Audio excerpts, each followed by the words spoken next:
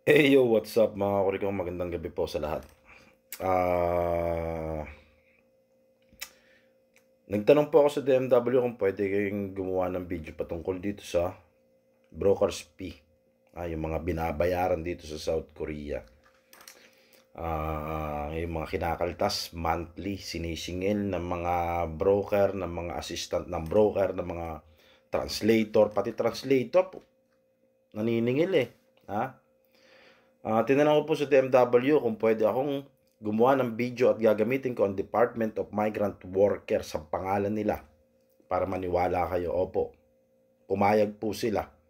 Nagamitin ko ang pangalan ng Department of Migrant Workers para ipaalam sa inyo na pumayag sila na huwag kayong magbayad ng kahit anong sinisingil sa inyo dito ng mga broker sa inyo. Ha?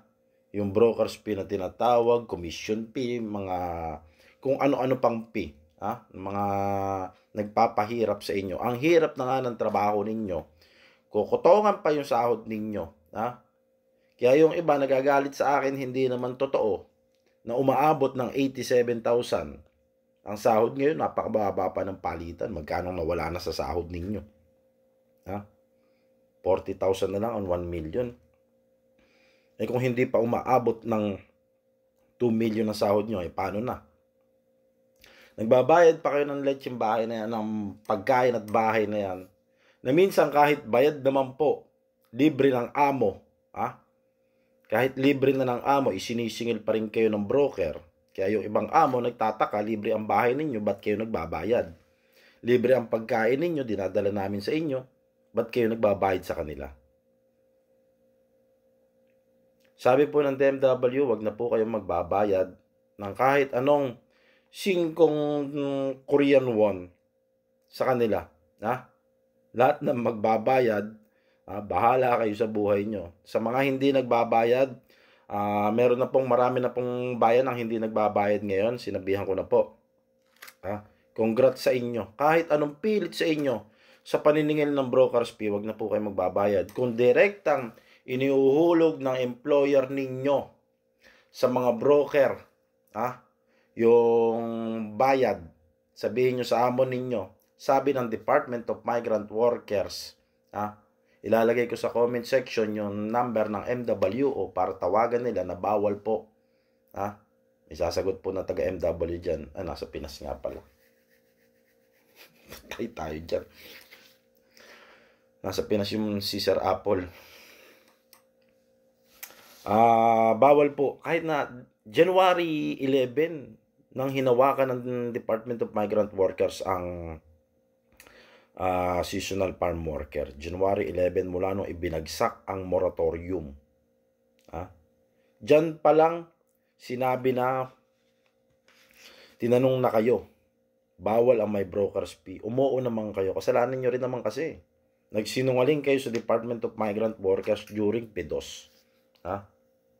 Na walang broker ang bayan nyo, pagdating dito, puro kayo reklamo. Kaya bumalik ulit sila dito dahil puro kayo reklamo.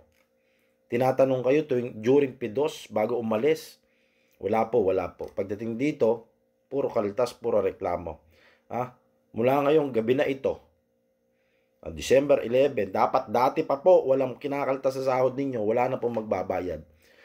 Ulitin ko lang, kung yung amo nyo direktang naguhulog, wag na pong ipahulog doon. Sa inyo na po ipadala buo ang sahod. Kung may kaltas sa bahay pagkain, go. Walang problema dyan. Talagang kung naniningil ang amo ninyo. Kung sa bank account naman na hawak ng broker ninyo, doon ibinabagsak. Sabihin mo sa amo mo, gumawa ng bagong bank account. Mura lang naman, 5,000 won lang. Yung paggawa ng bagong bank account. Yung passbook na tinatawag, 5,000 won lang ang bayad dyan. Kahit na kayo na magbayad. Samahan kayo sa bangko para igawang kayo ng bagong bank account para dun ihulog ang sahod ninyo. Magpasama sa amo ninyo. Magkaisa po kayong lahat. Dahil sa January, malaki po ang pagbabago ng seasonal farm worker. Yung pinagpaguran nyo na kinakaltas sa inyo, pang Noche Buena na yan at pambagong taon ng pamilya ninyo, sa inyo dapat napupunta yan, sa pamilya niyo dapat, hindi sa mga broker. Huwag na pong magbabayad ng broker's fee. Ayon sa DMW, dapat Noong January 11 pa. Ha? Yun lang po. Huwag na magbabayad. Huwag matigas ang ulo. Huwag magbayad.